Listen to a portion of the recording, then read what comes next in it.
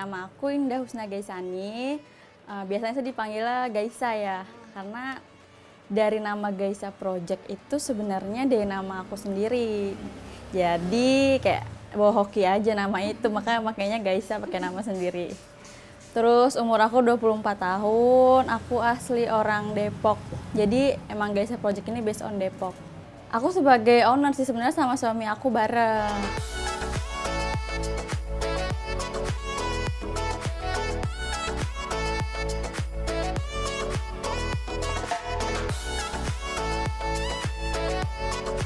Kalau untuk sekarang sih aku udah di Gaisa aja ya, di Gaisa Project.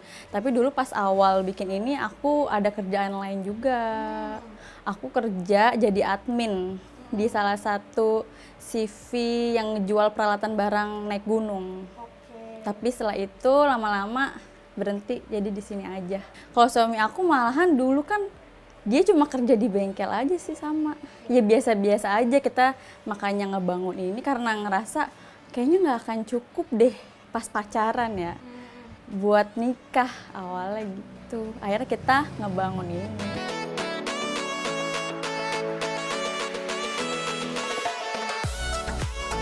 Kalau aku dari kuliah, aku kan terakhir pendidikan kuliah S1, jurusan Administrasi Bisnis di Institut Ilmu Sosial dan Ilmu Politik Jakarta, biasa disebut di ISIP Jakarta ya. Jadi aku emang udah dasarnya suka bisnis, terus kuliah juga bisnis, makanya ya adalah dikit-dikit yang bisa didapat pastinya dari zaman kuliah, dan emang dasar aku udah suka jualan dari SMP. Jualan kayak pulsa yang untungnya 1.000, 2.000, sampai kadang-kadang nggak tahu nih dapat untung apa enggak. Kadang orang ada yang nggak bayar, apa aku lupa nyatet, lupa nagih. Nah dari situ sih berangkat pertamanya.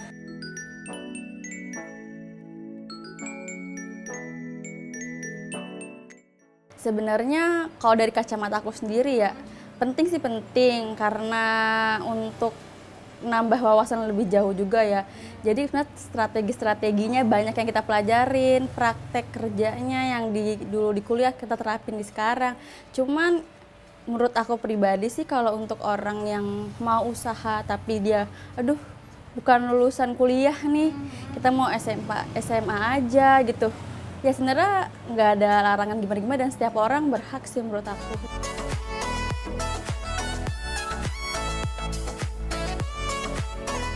Ya kalau aku sih jujur kalau misalnya itu karena ngerasa gaji kalau misalnya kerja sama orang itu segitu-segitu aja kan.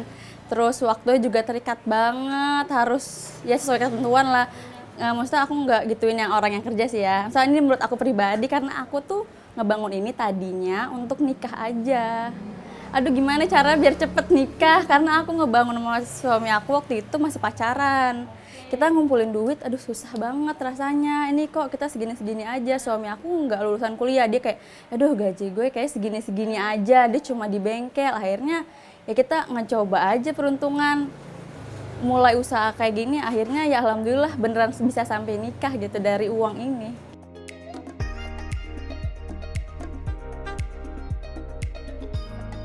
Sebenarnya awalnya ya udah nyoba-nyoba banyak. Karena aku tadi bilang aku kan dari SMP kayak jual baju yang untungnya mungkin 10.000, 15.000, jual pulsa 1.000, 2.000, lama-lama naik. Aduh kayaknya nggak bisa untungnya segini terus, naik. Jualan apa nih, jualan apa. Sampai akhirnya kuliah, aku sempet jualan kue-kue juga aku sempet. Orang tua aku juga ada usaha yang lain selain ini. Tapi aku mikirkan apa nih yang bisa dapatnya ya langsung bisa agak lumayan lah gitu kan ya. Jadinya ke sini dan pertamanya itu malah lebih ke foto si suami aku.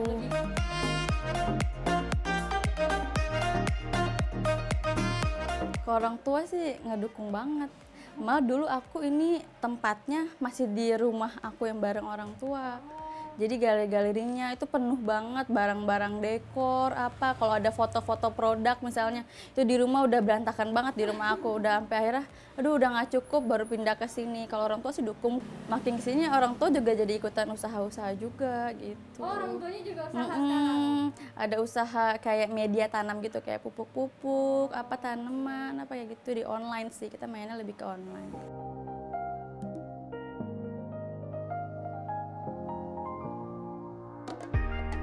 Jadi waktu itu aku inget banget 2020 Januari itu pas banget di malam tahun baru. Suami aku atau pada waktu itu masih jadi pacar ya. Dia beli kamera bekas itu juga. Aku inget banget itu menurut aku pada saat itu harganya udah lumayan banget, baru bodinya aja. Body only. Iya, itu bekas dan itu ngambilnya jauh banget, hujan-hujanan, dan aku nggak tahu kok ternyata pacar aku pada saat itu bisa atau enggak gitu. Kok mau Buat fotonya aja. aku nanya sampai ini bisa dijual lagi gak kalau misalnya kita gagal gitu kan ya. Beli udah ya ampun ngumpulinnya udah gila-gilaan kan, belum beli lensanya, belum yang lainnya. Akhirnya tetap dinekatin kan. Pada saat itu belum ada yang tahu gitu, dia juga nggak tahu beneran bisa atau enggak. Itu nggak pernah dia ngumpul-ngumpulin, bisa kan orang kalau udah suka kamera udah dari dulu-dulunya udah suka moto-moto apa gitu ya. iya setidaknya udah kayak gitu. Ini enggak, kita belilah, terus udah dibeli baru belajar itu hasilnya masih jelek banget. Aku inget Januari 2020 sampai akhirnya baru dapat kliennya itu di Juni. Kamera 1, lensa 1 udah masuknya ke wedding. Pertama kali itu teman aku yang nikah, tapi alhamdulillahnya udah langsung dibayar. Alhamdulillahnya. Pertama sih kita ada ya di seperjalanan itu ya kita motoin orang atau motoin orang-orang yang kita kenal dulu lah. Misalnya dia bawa fotografer lain tapi kita ikutan. Karena kita tahu ya kalau misalnya wedding itu kan susah nyari portofolionya. Kita harus ngebawa orang yang beneran ada acara nikah nih. Kalaupun kita cuma pakai gaun bisa aja, tapi kan itu masuknya bukan nikah beneran tapi kayak pre-wed atau apa kan. Nah ini kita jadi ikutannya, orang mau gak kita ikutannya moto, nggak dibayar nggak apa-apa. Tapi ngerasain susahnya kayak gitu sampai akhirnya ya udah teman aku mau, baru dia beneran bayar. Itu rasa seneng banget. Nah itu tuh mulai dari situ baru.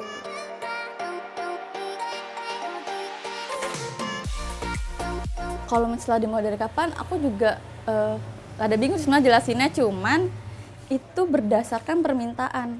Semakin kesini konsumen atau klien yang minta kayak ada dekor ga, ada rias busana ga, ada makeup ga, terus ada WO-nya ga ini. Nah terus aku dari situ ya ngejawab semua permintaan. Jadi aku tuh nggak langsung yang gede gitu, modal yang berapa puluh juta, enggak.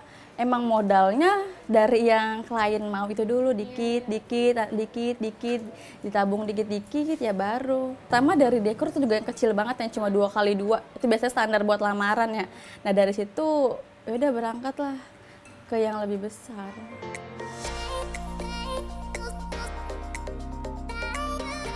Nama Gaisa, sebenarnya Gaisa itu dari nama aku sendiri ya. Nama aku lengkap aku kan Indah Husna Gaisa nih. Nah, pas pertama kali ya udah Gaisa Project aja deh, emang udah kecetus. Jadi sebelumnya tuh aku pernah punya usaha juga. Nah, pakai nama itu. Dan menurut aku itu pada saat aku jualan itu tuh laku banget.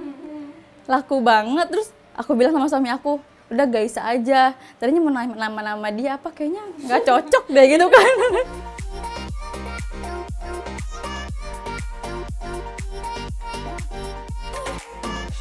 Lebih ke menyesuaikan budget ya. Menurut aku nggak semua WO bisa menyesuaikan budget. Misalnya dia udah saklek, ini loh paketan WOA, ini WOB. Nah terus mereka tuh nggak bisa kayak mengurangi apa kayak gimana. Paling kalaupun take out baru bisa dikurangin. Kadang kalau paketan juga nggak bisa di take out kan, harus ngambil semuanya. Nah kalau aku misalnya dia ada budget nikah 10 juta misalnya. Terus nanti dia bilang, ini dapetnya apa aja kak, nanti aku bisa sebutin kakak lebih butuh apa nih. Nanti aku utamain kebutuhan dia, lalu aku info ini loh bisa sama yang lainnya. Nah aku bisa, karena kan kita nggak tahu ya segmen kita. Aku sih lebih ke semua kalangan pengennya. Jadi nggak semua yang kita terima yang maunya di tempat bagus gitu. Enggak, aku sampai sekarang juga masih di rumah-rumah yang dia budgetnya cuma, ya menurut aku kecil sih, cuman ya nggak apa-apa asalkan dia bener-bener mau, aku pasti bakalan bantu juga.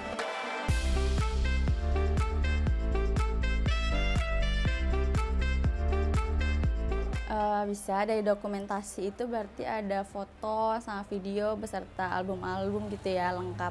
Rias busana, ada make up, busananya sendiri. Kalau busana lebih dari aku, kalau misalnya makeup bisa dari vendor kanan. Terus dekorasi, kita juga ada dekorasi dari lamaran, dari priwet juga bisa kalau mau ada dekorasinya. Terus nikah, foto juga begitu sih, ada buat priwet juga, buat lamaran, atau foto produk juga kita sebenarnya masih nerima. Terus MC, entertain, itu juga sebenarnya ada, kita rekanan-rekanan. Terus undangan sampai undangan digital gitu ada. Kru WO-nya itu sendiri juga ada.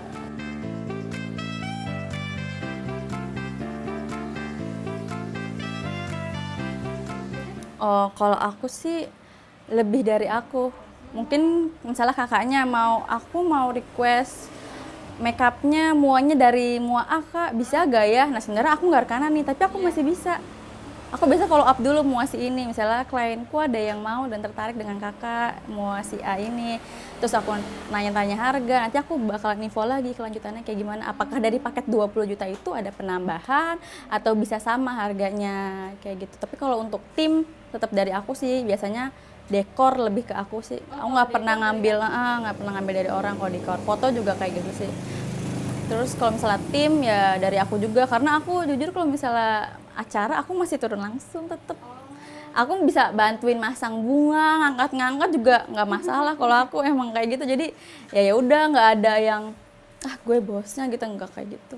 Jadi ya udah emang udah kebiasa dari dulu, malah dulu pas masih awal-awal banget aku masang dekoran berdua suami.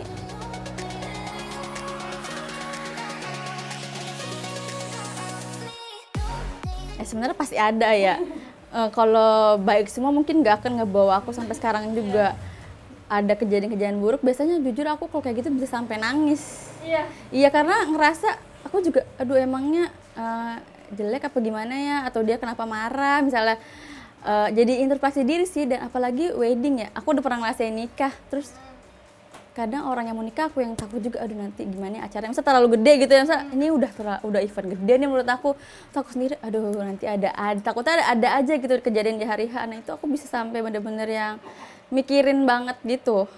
Aku lebih suka yang kayak gini, kak aku serahin ke kakak. Nah aku udah digituin, aku jadi kayak gini, aduh lu tanggung jawab banget nih buat aku. Tapi kalau dia udah request ini itu, nah aku takutnya ekspektasi dia nggak sesuai.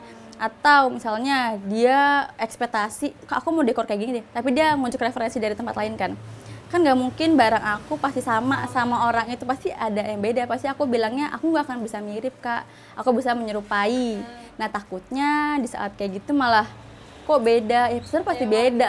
Sentuhan tangan itu pasti beda, makanya aku selalu kayak bilang yang bener-bener saklek, aku nggak akan bisa sama, pasti menyerupai. Nah mungkin dari situ biasa sih dekor sih agak lebih ini, karena kan dia ada ekspektasi takutnya. Tapi kalau dia percaya pasti aku bakal bikin yang oke, ini aku pengen ngeluarin dekor ini terbaru nih dari aku kayak gitu. Kalau rewel sih sebenarnya banyak ya, cuman aku kalau rewel wajar sih. Aku selalu bilangnya ya ini kan dia acara nikah, nah selamanya sekali seumur hidup gitu kan, jadi ya masih wajar asalkan ketika dia udah rewel dia tetap kayak ngehargain aku gitu. Jadi aku nggak masalah sih.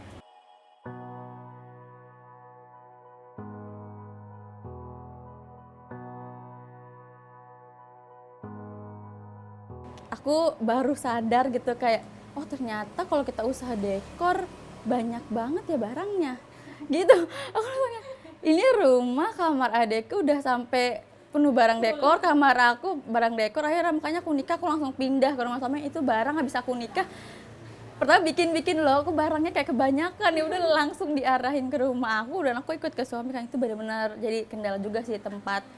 Terus karena malu juga mungkin ya, kayak klien datang takutnya rumahnya terlalu berantakan. Tapi sejauh ini sih ya masih alhamdulillah dapat klien yang emang nggak ngeliat dari sisi itu. Cuman kan akunya sendiri yang lama-lama kayaknya emang harus ada tempat khusus gitu. Terus yang kedua, transportnya. Aku tuh nggak punya mobil loh, kakak tahu. Aku sampai sekarang dari awal aku nggak punya mobil buat akomodasi kemana-mana. Jadi aku kalau misalnya ada panggilan dekor ya aku nyewa mobil pickup. Nyewa. Ya, karena aku lebih ngutamain lebih ke modal ini sendiri sih. Karena kan aku selama ini modalnya dari diri aku sendiri dari sama suami bisa diputer-puter terus aja kayak gitu. Sebenarnya mungkin kita beli mobil dibilang bisa, mungkin bisa. Cuman menurut aku itu belum jadi kebutuhan utama ketika ya udahlah kalau kita ketemu klien ya naik motor aja atau diharuskan pakai mobil ya kita nge-Grab aja. Kalau untuk barang ya kita sewa mobil pickup aja. Nah itu jadi kendala sih.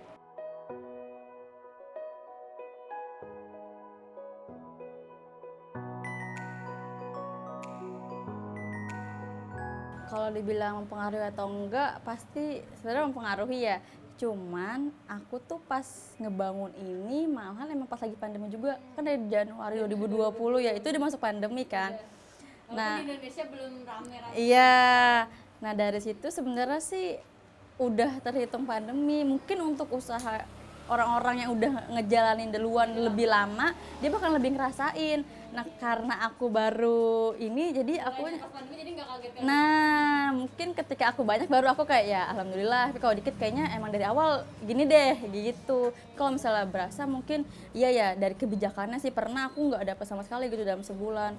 Yang lagi beberapa bulan yang lalu tuh malahan. Kalau PSBB malah aku masih dapet. Aku inget di bulan-bulan kemarin yang PPKM itu apa yang nggak bisa ada apa-apa tuh acara. Nah itu di situ. Biasa kan aku dapet ya, nggak harus all package, misalnya kayak foto aja atau dekor aja itu masih bisa aku dapetin juga, aku terima. Kalau misalnya nggak dapet sama sekali itu aku pernah.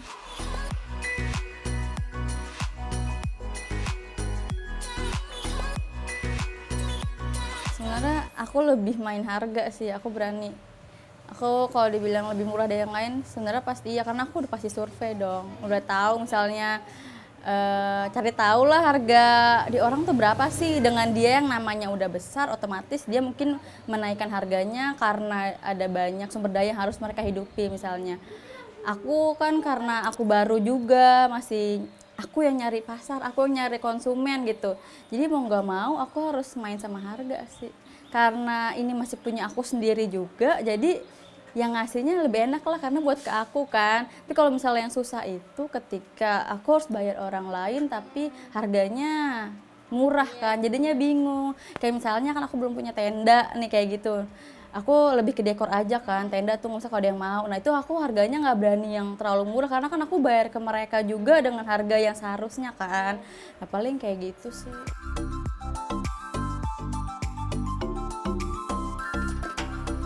Kalau aku dulu sih emang namanya masih kecil mungkin ya, karena suka dulu lah.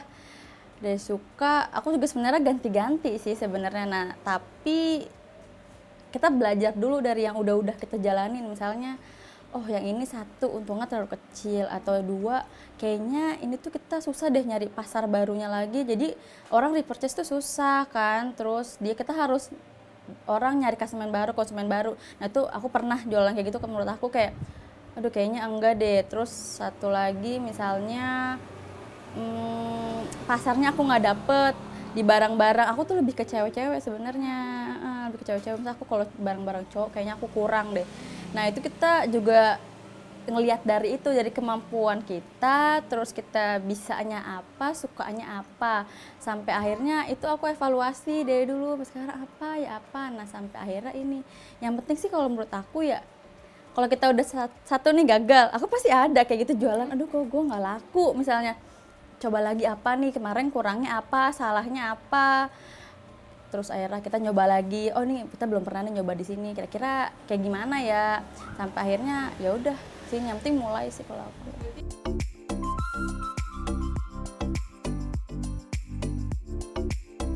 Pastinya udah punya tempat yang lebih layak, satu itu yang paling aku pengen banget ya, lebih besar lagi.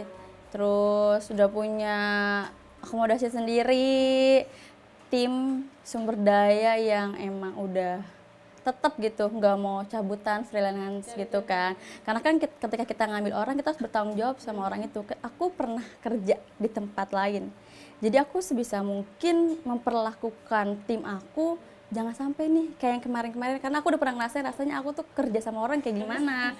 Iya, jadi kalau bisa ya janganlah kayak gitu. Dari situ terus pengen juga pastinya lebih besar ya, punya target juga, aku pengen 1 bulan itu misalnya aku setiap minggu harus ada nih. Kalau sekarang kan aku belum sampai ke yang setiap minggu harus ada gitu. Kalau nanti ke depannya pengen lebih besar, lebih berkembang juga, terus followersnya makin banyak pastinya. Ya itu sih.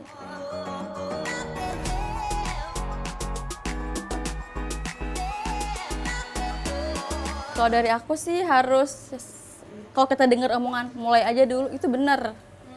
Mulai aja dulu. Kadang aku suka dengar orang bilang pengen usaha tapi nggak ada modal gitu kan. Ya emang sih, aku juga bukan berarti kayak banyak duit nih lo ngomong kayak gitu, banyak duit kalau jadi modal lo gampang. Nggak sama sekali, karena aku bener-bener ngerasain gitu kan. Jangan mikir gue mau buka usaha ini modal langsung berapa puluh juta gitu. Ya aku juga punya duit kalau misalnya kayak gitu. Ya tergantung kebutuhan aja. Kita mulai dulu strateginya apa.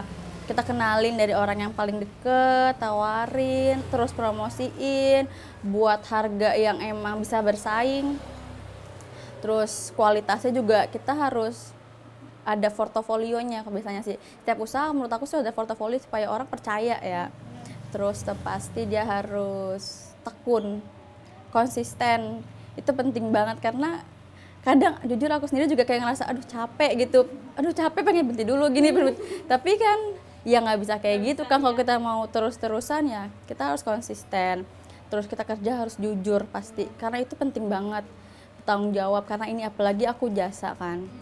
Jadi menurut aku jujur dan bertanggung jawab di setiap kerjaan malah itu diharuskan banget, kita punya jiwa itu. Nomor 1 ya. Iya, karena kalau kita udah nggak jujur, kita udah nggak bisa dipercaya sama orang lain nggak bakal mau percaya. Entah itu jasa atau produk juga bisa kan. Misalnya kita jual produknya nggak sesuai, ya orang nggak akan mau di-purchase dong. Iya, kalau jasa, kalau misalnya kita nggak sesuai ya dia nggak akan rekomendasi ke orang, karena omongan orang itu yang paling cepat menurut aku. Kayak gitu, jadi mulai aja dulu.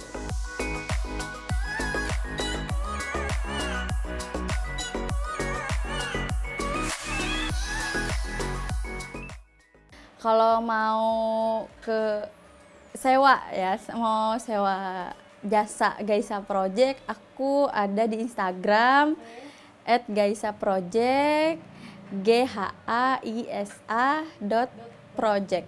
Atau bisa langsung ke WA aku, misal di nomor 0888 981 1981.